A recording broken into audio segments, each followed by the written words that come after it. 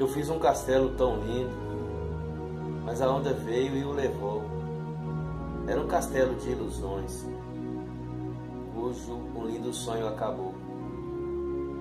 Então quis irar-me com o mar, ao ver a onda o levar. Eram pequenas as minhas lágrimas, diante da imensidão deste mar. A vida é como um mar, às vezes tão calmo, e vai sossegado, flutuando vai alto. Às vezes é bravia, outrora fugidia. Às vezes é tão triste, sem nenhuma alegria. Mas ela sempre foi vida. Vale mais do que um castelo, vale mais do que um sonho. E viver é tão belo. E a dor que me invade quer em meu peito arder. Amanhã vai passar, eu deixarei de sofrer. Eu sou mais sublime que a dor. Eu sou a essência do amor. E o amor é tão forte, bem mais forte do que a morte. E quem tem esta sorte e valoriza o seu coração, ele ainda que chore e sofra por uma ingratidão, é maior que a angústia, pois se torna a esperança de quem perdeu sua fé e hoje morre aos poucos, pois se acha infeliz e se esquece de que traz em si o dom maior, usa em seu peito a própria vida. Ela é mais que um castelo, muito mais do que um sonho. Se um sonho se foi, sei que a vida ficou, e ficou para sonhar. Vale a pena viver para ver o sol nascer, pois amanhã é outro dia. Por isso vale a pena viver, pois a vida é um vinho de inigualável sabor. Quanto mais for maduro, mais saboroso é o seu teor, pois assim é o amor que envelhece dentro da gente. Nós somos recipientes de tão nobre teor, o teor do amor. Mas o vinho melhor derramou-se na cruz. Ele encharca nossa alma. Este vinho é Jesus. E quem beber desta luz suportará sua cruz, vencerá toda dor, vai vencer com amor. E depois da vitória, saberá que sua história vale mais que um castelo de areia. Bendito seja o nome desse Deus maravilhoso chamado Jesus Cristo, esse doce Deus de amor, como eu costumo enfatizar. Esse doce Deus das mãos furadas. Gostaria de meditar num texto que está no livro de Isaías, no capítulo 57, versículo 15. Porque assim diz o alto e o sublime, que habita na eternidade, cujo nome é santo. Em um alto e santo lugar habita, e também com um contrito e abatido de espírito, para vivificar o espírito dos abatidos, para vivificar o coração dos contritos. Tornou-se notório nesses últimos dias esse desastre que aconteceu. E outro dia, ainda antes de ontem, eu vi uma cena que foi realmente impactante. Eu creio que todos aqueles que viram esta cena se sentiram impactados. Quão triste e quão dolorosa esta cena. Quando um homem, um operário, salvava uma mulher. Falo do desastre da barragem de Brumadinho. Enfim, quando eu olhei para aquela mulher e depois fiquei sabendo da história daquela mulher, eu confesso que as lágrimas desceram nos meus olhos. Eu confesso que a dor foi grande, principalmente depois que eu a vi falando que ela preferia ter perdido a própria vida, porque já que seu esposo, seu filho tão novo e sua irmã de apenas 13 anos havia falecido, se perdido no meio daquela avalanche de lama.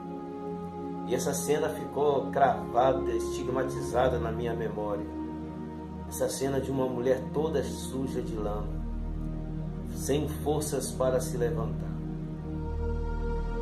E é claro que eu não sou nenhum insensato, ou sem noção, ou qualquer coisa semelhante, para querer tirar proveito de forma demagógica desta situação.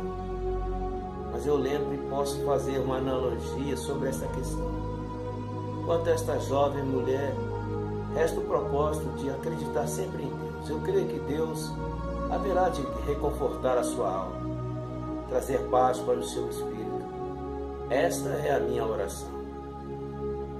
Mas por que falo isso? Porque eu não quero ser insensato. Porque na verdade todos nós passamos por problemas, ainda que não seja algo tão profundo, algo que nos machuque tanto, que seja tão impactante como esse desastre que aconteceu na cidade de Brumadinho. A grande verdade é que quantas vezes nós nos vimos sem chão.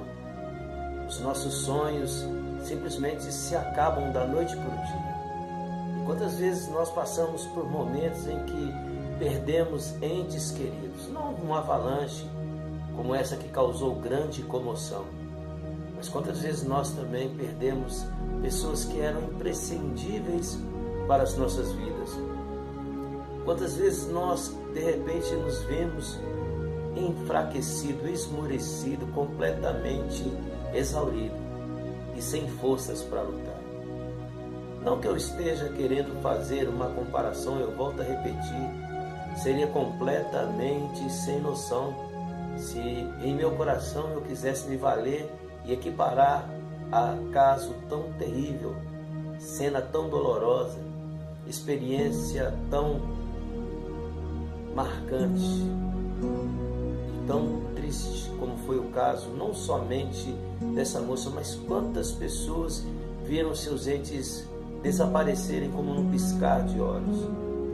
Mas a vida é cheia de intempéries, cheia de dores, e às vezes nós não estamos debaixo de uma grande barragem, digamos assim. Às vezes nós não somos acometidos por uma grande avalanche, mas nós também passamos por momentos dolorosos e ficamos sem norte, sem chão, sem esperança. Eu creio que nessas horas é importante, é imprescindível, acima de tudo, que venhamos a confiar nesse Deus maravilhoso. Aqueles que perderam um ente querido, aqueles que viram seus sonhos desvanecerem, aqueles que com certeza perderam a razão até mesmo para viver. Eu sempre falo a mesma frase, que se tornou como lema, que me faz acordar a todo dia. Por mais que eu tenha chorado durante a noite, por mais que a angústia possa me sobrevir, eu sempre falo que amanhã é um outro dia. E que amanhã as coisas haverão de melhorar. Seja para essa moça tão jovem, tão bela, que perdeu as suas forças e não conseguia sair daquela situação a qual ela se encontrava. Seja para aqueles outros que já não há esperança porque perderam pais, pais que perderam filhos, filhos que perderam pais, esposas que perderam seus maridos e vice-versa. É uma cena que nos faz repensar e refletir que nós devemos, acima de tudo, valorizar o momento em que nós vivemos. Valorizar aqueles que são os nossos próximos, porque nós sabemos que tudo pode acabar, indiferente de acontecer um desastre como esse ocorrido. Eu falei sobre esse desastre porque realmente impactou não somente a mim, mas com certeza todos aqueles que são pessoas que são sensíveis se sentiram de uma forma ou de outra impactados, se sentiram compelidos por causa de um acidente tão trágico, de um nem sei se posso dizer que é um acidente, quando há indícios de omissão, mas a questão agora não é falar sobre se houve omissão ou não. A questão agora é lembrar daqueles que sofreram e de tantos que agora, neste momento, não tiveram sobre si uma avalanche como aquela, mas encontram-se sem chão, encontram-se sem norte, encontram-se como se estivessem em um lamaçal, sem forças para se erguer, sem ânimo, sem esperança. E é por isso que eu me vali naquilo que está escrito no capítulo 57 do livro de Isaías, no versículo 15. Porque Deus é soberano e de repente eu poderia até mesmo pensar que Deus não se importa conosco. Deus se importa tanto com cada um daqueles que sofreram. Não, com certeza não seria o propósito de Deus. Com certeza a negligência do próprio homem, que cada vez se torna mais ambicioso, mais ganancioso, e isso impede a ação maravilhosa do amor de Deus. Mas haja vista que muitos tiveram livramentos, que eu sei que foi a mão desse Deus maravilhoso. Mas eu creio que aquele que habita no alto e sublime lugar, como está no versículo 15 do capítulo 57 de Isaías, um dia desceu a essa terra, um dia se tornou um simples mortal como eu, um simples mortal como você. Um dia também viu seus sonhos desvanecer, quando de repente estava num solitário em um monte chamado Getsemane, e então viu todo um filme do que seria acontecido com ele, onde uma avalanche de iniquidade massacraria o seu corpo, a sua alma, seria humilhado, ferido, desnudado, cravado numa cruz. Tudo isso para entender o que é o sofrimento, o que é a desilusão. Eu entendo porque ele chorava, por exemplo, quando nós lemos no Evangelho que João escreveu no capítulo 11, na morte de Lázaro. Ele chorou porque ele, por si, ele também nunca quis a morte para ninguém. Mas nós procuramos a morte, seja na negligência de uma barragem, ou seja de uma forma normal, desde o momento em que todos nós passamos a querer os nossos próprios interesses. E quando o primeiro homem preteriu a Deus, chamou para si a morte e tornou a vida efêmera, e assim como também tornou-se ainda mais vulnerável do que sempre foi. Mas a questão agora é falar daquele que, estando no alto e sublime lugar, veio a essa terra e viveu as nossas agruras, sofreu todo tipo de humilhação, sofreu todo tipo de rejeição, sofreu todo tipo de indiferença. Quantos religiosos da época que se sentiam senhores da razão, os donos da razão, mas quantos daqueles religiosos, sejam estes escribas, sejam eles fariseus, de forma terrível, de forma maligna, o julgaram e o condenaram, sendo que ele era um inocente. Mas eu creio que a dor daqueles que o condenaram injustamente não doeu tanto quanto aqueles que o cercavam. E quantos na hora do pior momento da sua vida o abandonou? Se hoje muitas vezes nós nos sentimos abandonados por uma razão qualquer, Jesus Cristo um dia foi abandonado. Abandonado, e parece irônico, mas abandonado até, parece não, é irônico. Abandonado até pelo próprio Pai. Tanto é que na cruz ele diz Eli lama sabachthani, ou seja, Deus meu, por que me desamparaste? Com certeza, eu faço aqui uma reflexão, uma conjectura. Não tenho esse direito, mas o amor de Jesus Cristo me permite fazer tal ilação, tal conjectura. Tem até um poema escrito sobre isso, cujo título é A Sombra da Cruz. Quando afirmo que o Pai, com certeza, com os olhos cheios de lágrimas, esse Deus maravilhoso, ao ver o seu filho ferido, humilhado e perguntando por que me abandonaste, deixou escorrer uma lágrima dos seus olhos, porque ele nada podia fazer.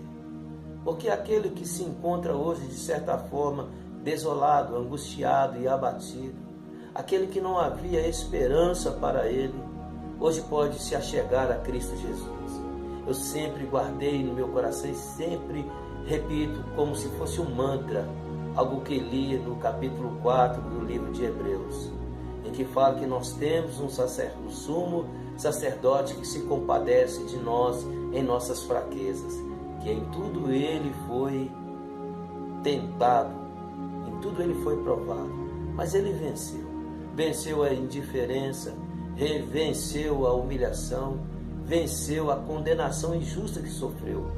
E o que é mais importante, venceu a morte. E nós, junto com ele, podemos superar esses momentos de dificuldade. Amanhã é um outro dia, amanhã sempre será um novo dia. Aqueles que sofreram com esta situação, eu peço a Deus que reconforte a cada coração. Que a paz, que a graça desse Deus maravilhoso esteja nesses corações. E aqueles cuja própria vida se tornou uma avalanche, em que houve decepções, em que houve desilusões. Acredite, tem um outro texto também escrito no Evangelho segundo João escreveu nas palavras do Messias, no capítulo 16, no versículo 33, em que o nosso mestre querido, dizendo uma palavra que também nos traz paz. Inclusive, a palavra é algo sobre isso, quando ele diz: tenho dito isto para que em mim tenhais paz. Neste mundo tereis aflições, mas tende bom ânimo, eu venci o mundo. E se Jesus Cristo venceu o mundo, nós podemos vencer estando atrelado a eles. Ainda que tudo pareça em vão, ainda que de forma, por que não dizer de forma figurativa, não volto a repetir, não estou querendo associar-me a uma situação tão dolorosa, embora exista momentos em nossas vidas que nós nos sentimos como aquela jovem que estava sem forças, ferida e não conseguia sair do lugar. Quantas vezes também nós nos sentimos roubados ou defenestrados, ou seja, lançados fora dos nossos sonhos, desiludidos e abatidos, sem força, sem ânimo e sem ninguém que possa realmente entender quão profunda é a dor. É algo tão subjetivo que, por mais que nós venhamos a expressar, a externar, as pessoas jamais poderiam sentir na íntegra aquilo que nós estamos sentindo. A palavra que eu deixo é justamente por causa disso, por ser uma questão profundamente subjetiva, por ser uma questão profundamente pessoal. Não se pode avaliar o que eu sinto. Eu sei com certeza que o sofrimento daqueles que passaram por esse caos que foi em Brumadinho, não se pode mensurar o sofrimento de cada um deles. Mas isso não quer dizer que eu ou que você tenha momentos de tanta angústia, de tanta tristeza. E quantas vezes eu falo por mim, a dor, a angústia foi tanto que eu quis exterminar com a minha própria vida. Só não tive coragem de fazê-lo, porque eu tenho certeza que se eu fizesse semelhante coisa, poderia correr o risco de estar distante justamente da solução dos meus problemas. E o que é pior, eternamente distante desse doce Deus das mãos curadas. Mas eu volto a repetir, amanhã é outro dia. E aquele que desceu, que habita, voltou, melhor dizendo, aquele que foi crucificado em uma cruz, ressuscitou ao terceiro dia, enviou seu doce e santo Espírito para ser o nosso refrigério, para ser o nosso consolador. João também escreve esse livro de João, é tão maravilhoso. O próprio Jesus diz: eis que eu rogarei ao Pai e Ele enviará o Espírito, o Consolador, o Espírito da verdade, que vos guiará a toda a verdade. E o Espírito Santo é aquele que nos reconforta, que nos dá o consolo, que torna nossas vidas e nos dá nossas vidas, que torna as nossas vidas um pouco mais aprazível, por mais que hajam as lutas e os sofrimentos. E Ele ecoa a voz que dura quase pouco mais de 2000 anos, foi proferida por Jesus Cristo. E essa voz atravessou os séculos dos séculos. E hoje o Espírito Santo fala através de mim, como também falou através de tantas outras pessoas.